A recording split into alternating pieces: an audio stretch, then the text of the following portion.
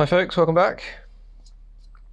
So I think where I left it last time, I was sorting out the binding.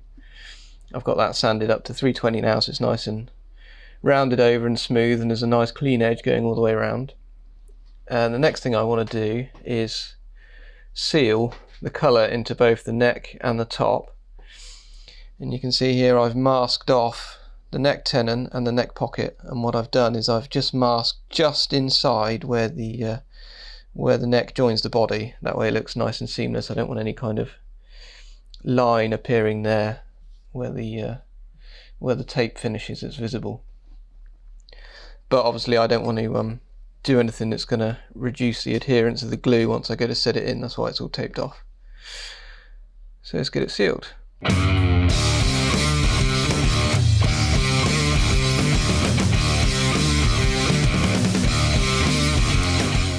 Now this stuff I'm using is chestnut cellulose sealer, which I find works really well. And actually this is left over from a time where I used to use wipe-on poly to finish my guitar bodies. And even though I used to use a wipe-on finish, I'd always find that no matter what the finish is, if you wipe it on, it tends to pull out some, if not a lot, of the colour. And I think that's true any kind of wipe-on finish. If you're wiping it on, you're also going to take some of the colour off. So I used to spray this sealer, and that would then seal the top without doing any process of wiping, and it would make sure that as much of the colour as possible is left into the top. And even though now I use a spray gun, I just find that this stuff, it just works really well. Sealer's got quite high solid content, and it tends to clog up the gun quite easily, and it's just a bit of a git to clean out, so this stuff does the job. Now with any rattle cans, I tend to find it's useful, I guess this depends on your temperature and humidity where you are in the world, but I find it's useful to put it in warm water. Spraying anything cold out of a can doesn't tend to get the best coverage. So I do that, and also if it's an especially cold day, or the wood has sort of had a chance to get quite cool overnight, what I'll do is I'll just go over it with a heat gun as well.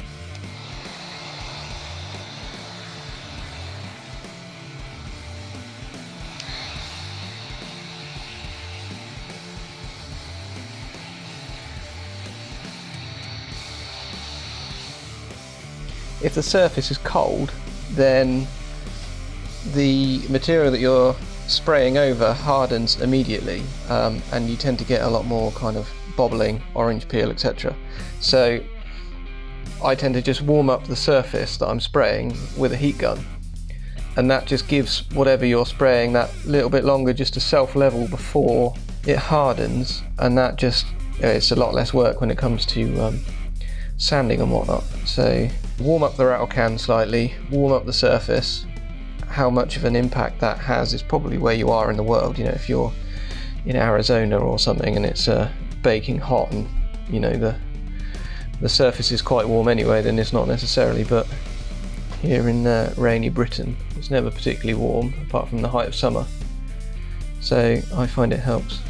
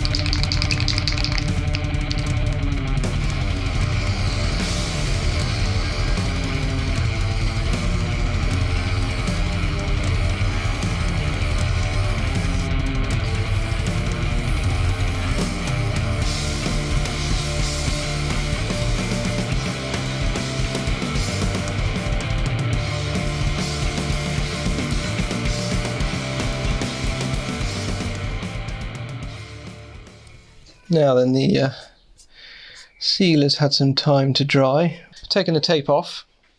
This stuff's really... There's a couple of dust bunnies in, which I shall get. But it's really smooth. It doesn't need stacks of sanding back. Probably just a bit of a rub with some wire wool. Anyway, so it's sealed. Now I need to glue the neck on. Let's do a test fit. Yeah, see, it's still a nice tight fit. Let's have a look with the tape off. See, I've had a tiny bit of bleed on the pinstripe binding here. And that'll scrape off. Not too worried about that.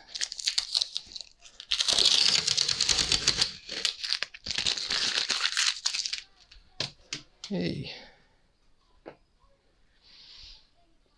Something tells me that's going to look gorgeous. Let's just fix that scabby bit of binding.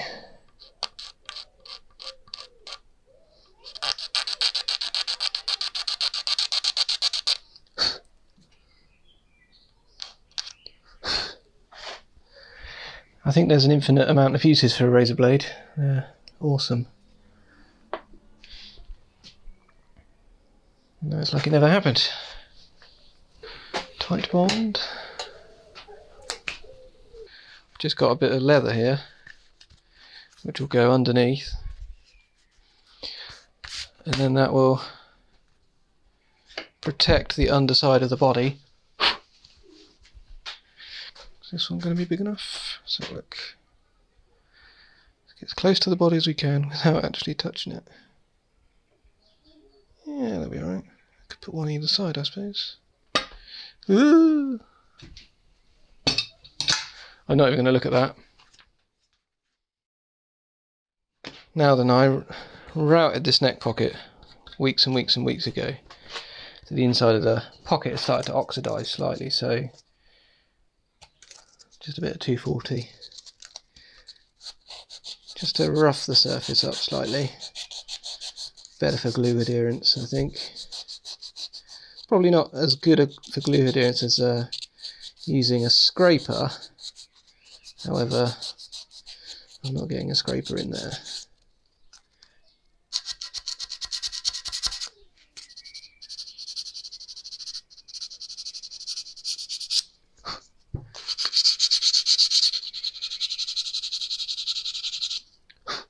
What's this? Either a little bit of sealer or a bit of grain filler just in the front there.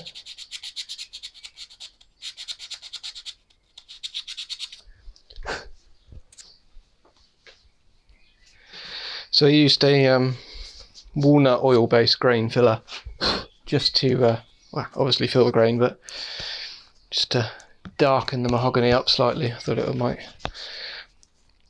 pop a bit more nicely against the blue.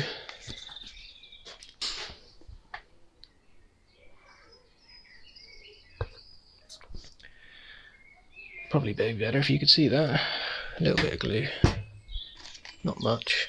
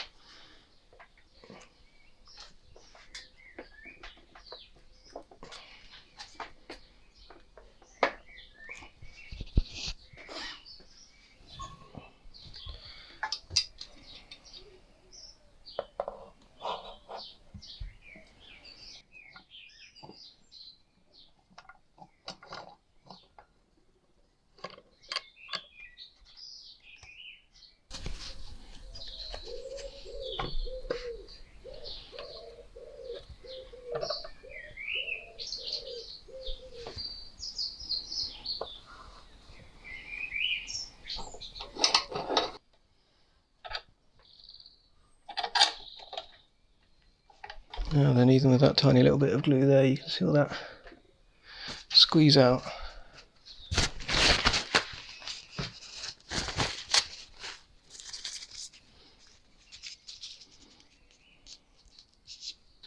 Now this is where I'm hoping the sealing prior to gluing is going to pay off.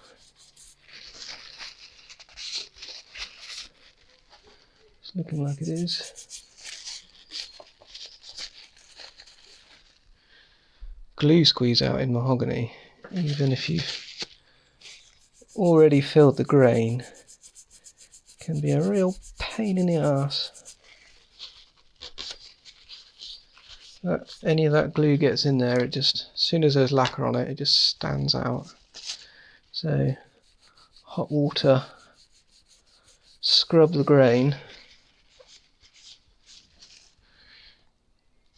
with a toothbrush. Obviously I shall tape this off again before I lacquer it. I just thought I'd like to have a look, to be honest. Now it's quite a tight fitting neck pocket. Quite often what I'll do is stick another longer clamp, an F clamp,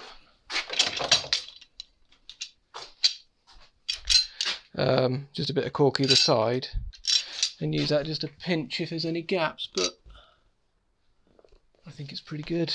Don't think it's necessary. Now, something I had a slight issue with, I don't know if you can see there's a tiny bit of bleed here from the sealer. That'll be fine, I'll sand that out. That'll come out with a bit of 320. There's also a tiny bit just there. Again, a bit of 320. I'll just have like a, last ditch tidy up before I spray some lacquer on it. Looking good.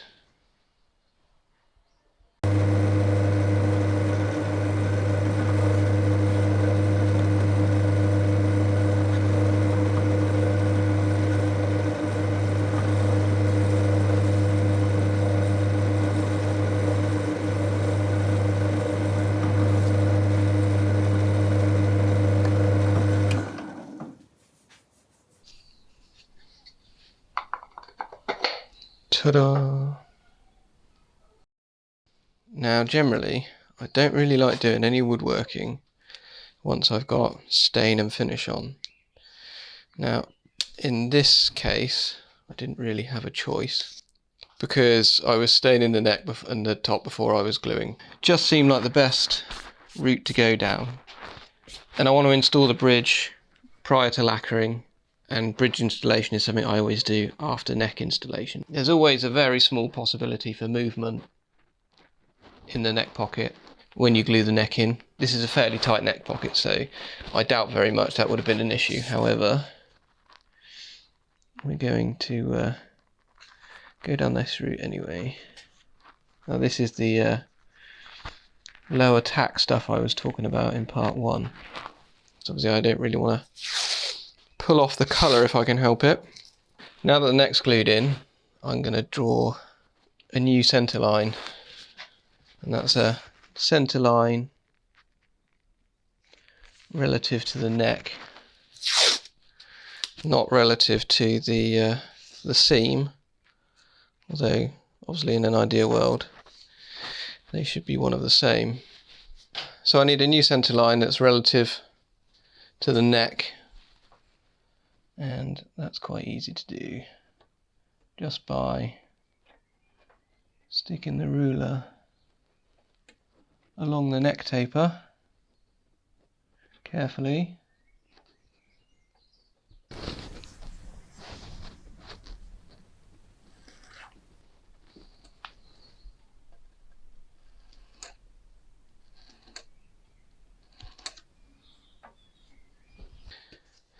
Now that I've got 2 lines outside, I can use a centre rule to work out where the middle is.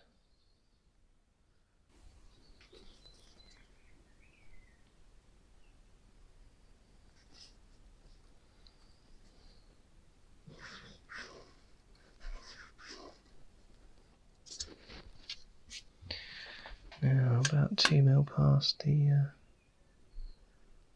scale line.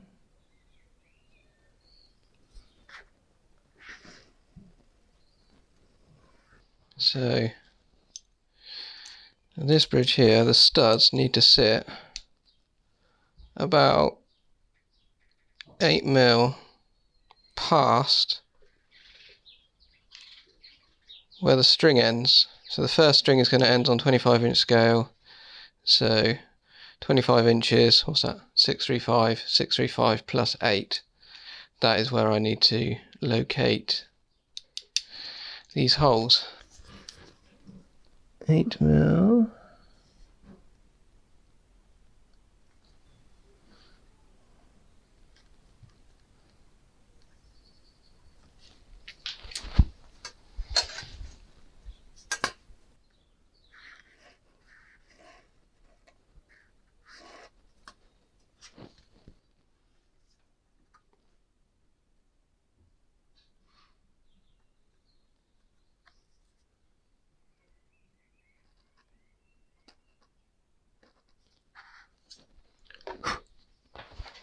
Now, what's the spacing of this bridge? I'm not even sure. Better go and look it up. Go to wraparound bridge spec.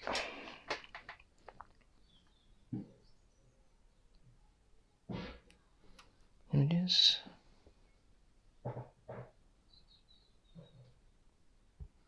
Here we go.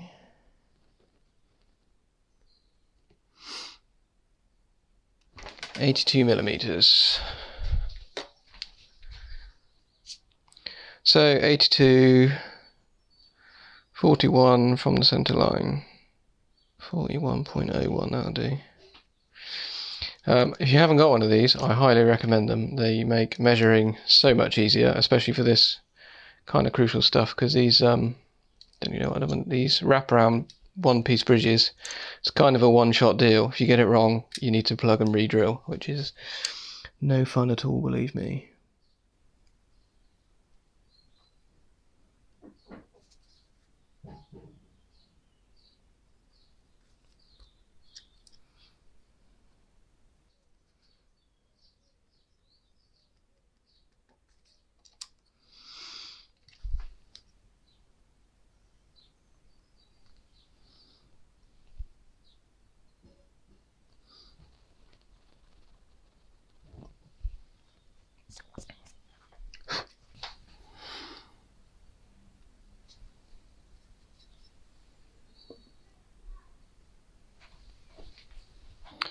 Right, moment of no return. These straight edges here just help to make sure, burnish this down a bit, to make sure that I'm drilling true. So I can check against this back one here to make sure that my drill's not going this way, and I can check against this one to make sure that my drill's not going this way. And this is where the camera shows up that I'm completely ignoring them and drilling on the piss.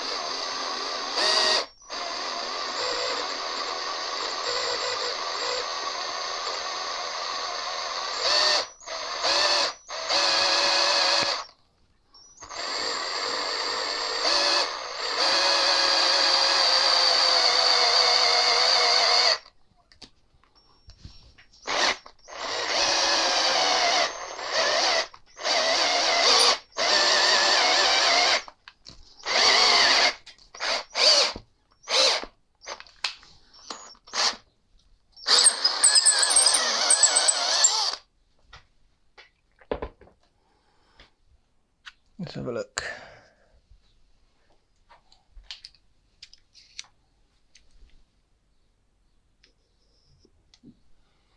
$27.9. Sweet. Now, I can't remember what I mentioned, but I'm starting the drill in reverse. And I'll go down about 1mm in reverse, and hopefully that will avoid tear out. We shall see.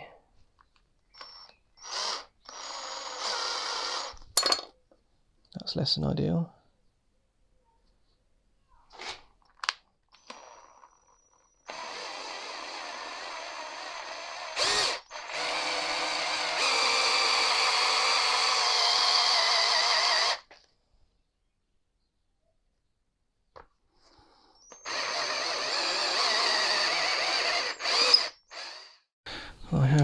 I can see there's some sawdust in the bottom here.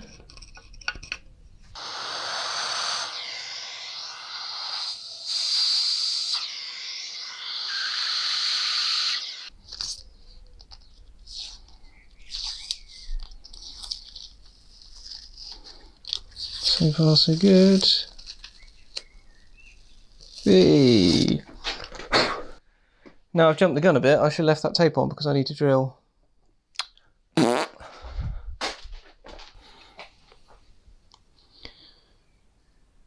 one.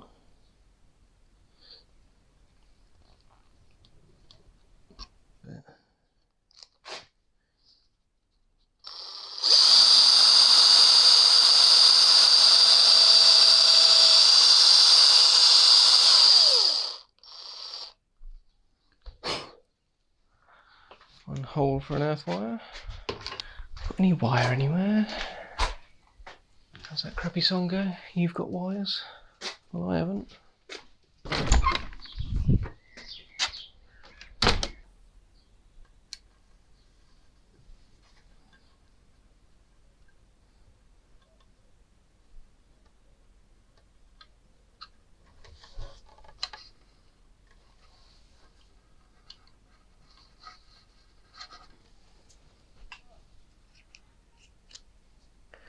See how easily these things go in. Probably not very easy.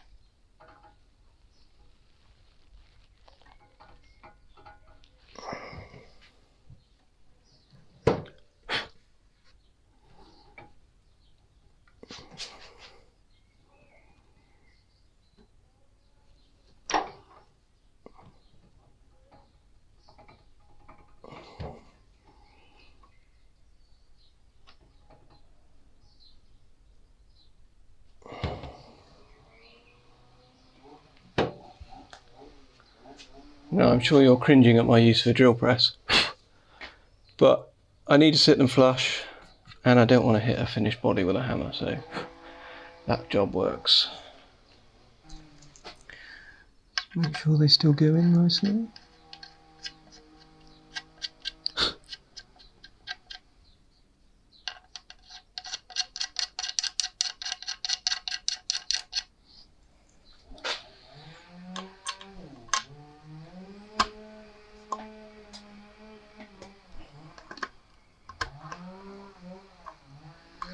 Awesome. Now I'm just sort of offering up the nut so that I can figure out where my two outer strings go. Just marking that with a pencil. And now I can offer up a ruler and that'll tell me how my bridge position is looking.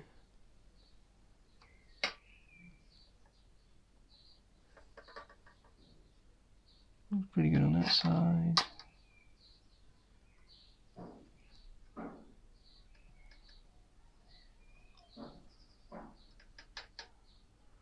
Pretty good on that side.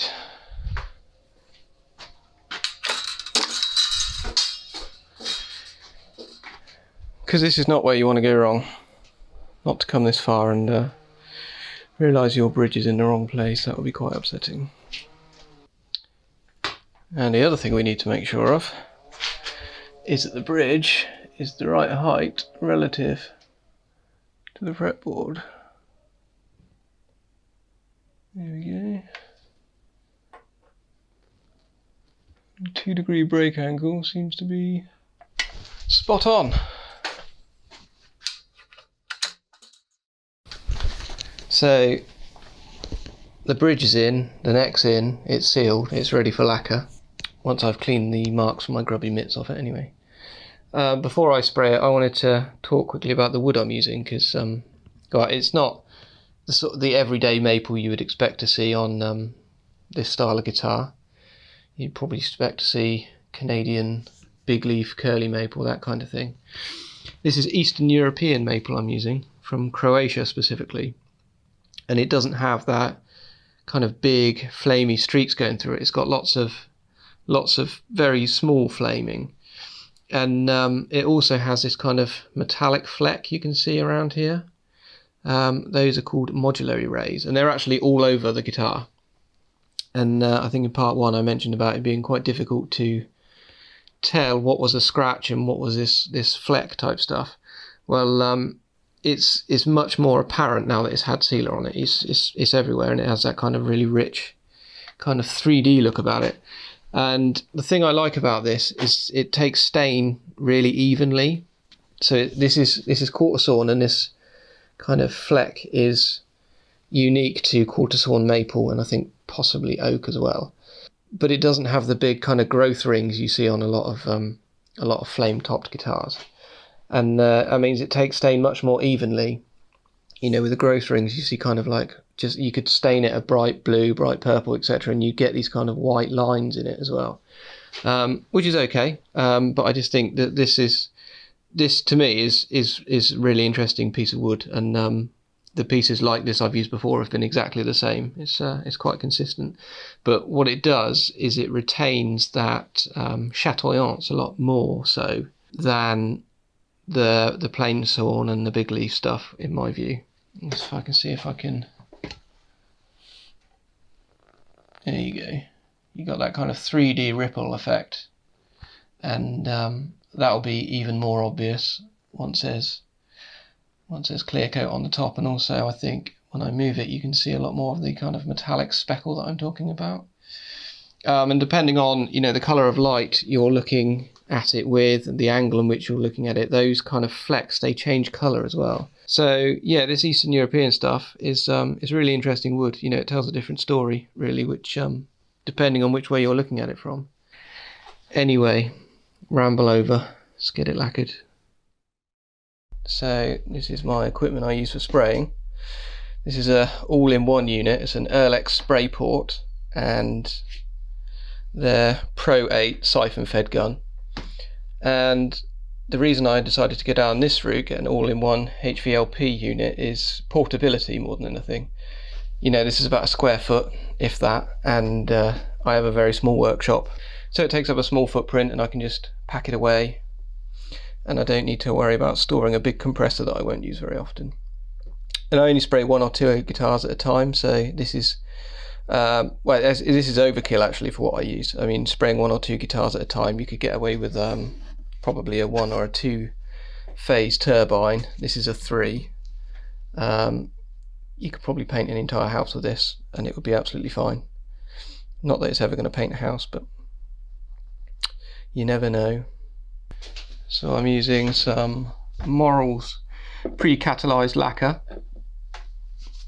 This is left over from where I was spraying a few days ago. I've got it thinned to about 20%. Morals recommend that you don't thin it more than 10%, but I get much better coverage if I thin to about 20%, so that's what I do.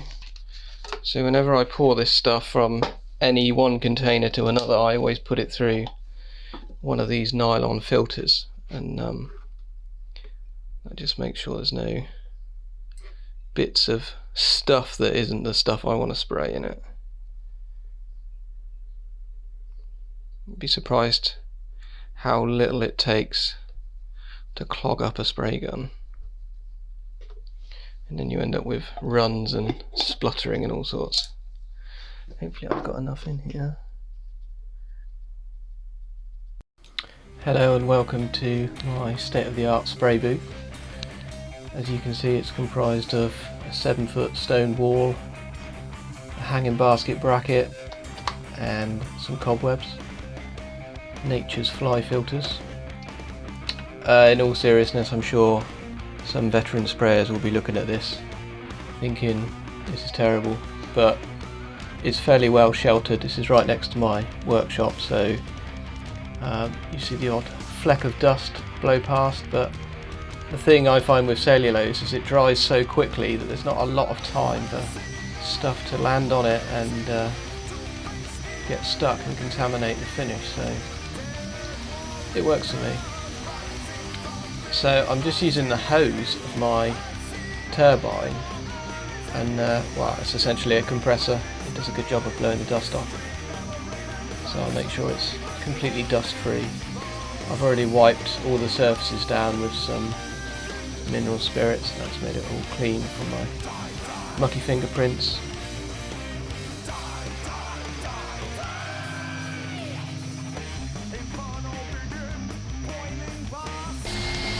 Let's go.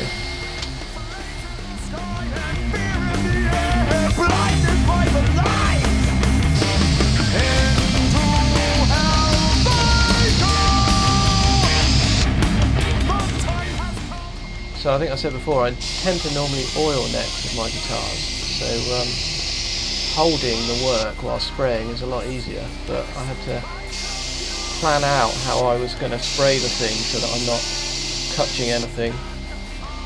So I started off by spraying the sides and then the front face, and on the front here I'm trying to put on as wet a coat as I can. I don't like doing kind of mist coats because then you just end up with loads and loads of orange peel, so I'm trying to overlap by a good sort of 50%, and I've got a really wide fan set on the gun.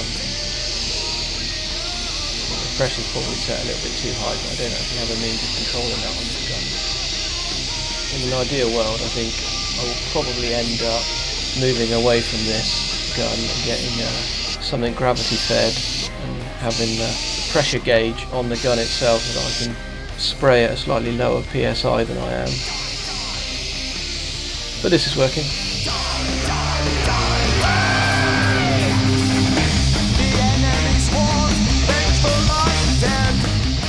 I was talking about spraying wet coats. I'm much more likely to get runs with wet coats than if I was spraying a bit more sparsely. However, I'd much rather have runs than orange peel. I find that runs are so much more easier to sort out, and if I do get a run, I'll just paint over it, just keep painting over it, and then just before I do my last coat, I'll scrape it off.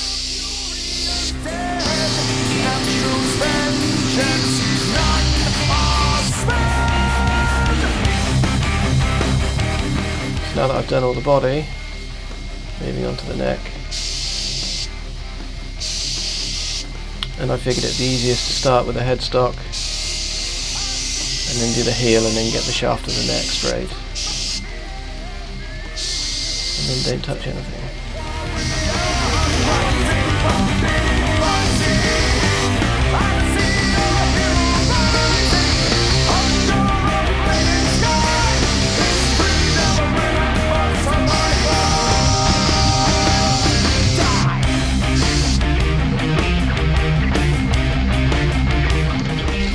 And here we go. That's what we're looking like after the first coat of lacquer.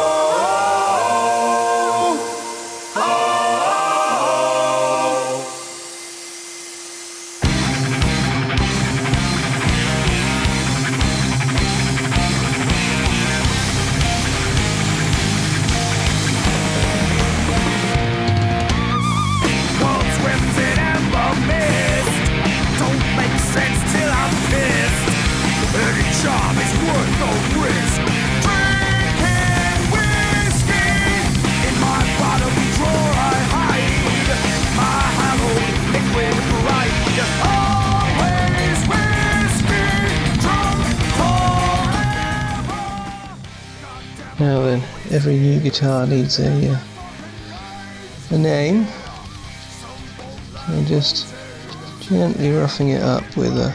This is Merca 360 pad. It's been well used. Now then, A, D, Finley squiggle. 11, 20. Now that needs to dry for at least overnight, 24 hours ideally, and then just lacquer over. It'll be there forever. So it's had 2 fairly wet coats of lacquer now, and I'm really happy with how this neck came out. The flaming in the neck is a lot like the flaming in the top. It's got that kind of, you know, 3D chatoyance. The flames really just follows your eye, like you'd be looking in one place and the rest of it doesn't look that flamey, but as your eye moves up the flames just kind of follow you, which is a really nice trait of this wood. The back's looking great. It definitely needs another coat or 2 on the back, that's for sure. So I've got the control cover in.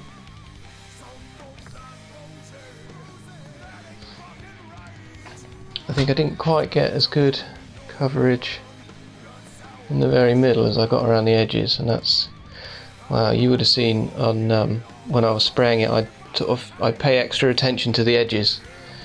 I do each face and then I'll come around and do another go around each edge, and that's just to make sure that there's plenty around the edges and that I don't wet sand through the edges, because it is really easy to sand through lacquer on the corners.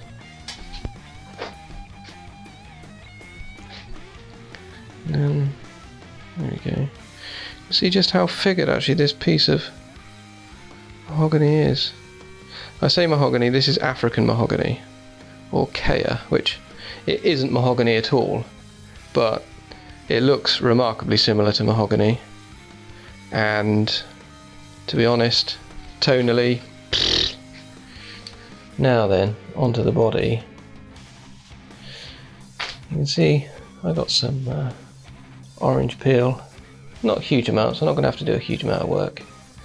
So I'll give this a light scuff, again with the Merca pad. Just a very gentle scuff sand, and then I'll give it 2 more wet coats, and that should look great. Now I'm sure there were 1 or 2 people that would have been screaming at the telly because I didn't cover those up.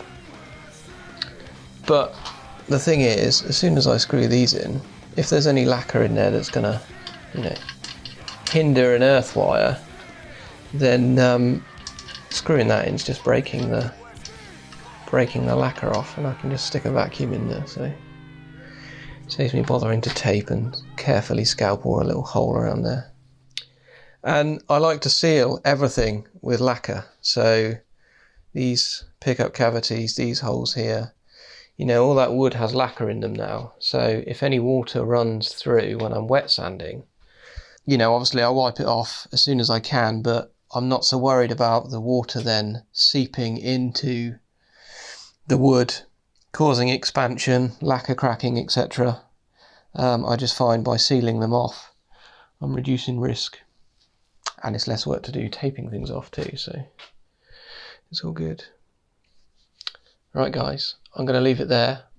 We're due to have rain tomorrow and the next day, and I think the next day, so I'm not going to be doing any spraying for a little while. I don't really want to, you know, leave it another week or so before I get this sprayed again and film it and get the video out, because it's just more spraying. You've seen that before.